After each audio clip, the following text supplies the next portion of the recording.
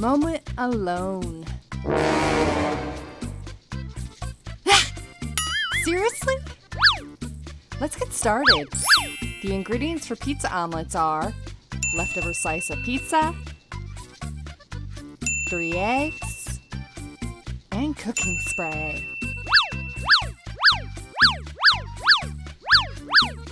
Are you done, Pac Man? Gosh. First, chop up your leftover pizza slice into chunks. Then, in a bowl, crack 3 eggs and beat. Next, spray your sauté pan with cooking spray and heat on medium-low heat. Then, add chopped up leftover pizza and heat up till thoroughly warmed and crisped. Next, add beat eggs to pan. Then, using a spatula, carefully lift one side to fold over when cooked. Finally, remove from pan and season with salt and pepper if desired. Yum! Pizza omelets!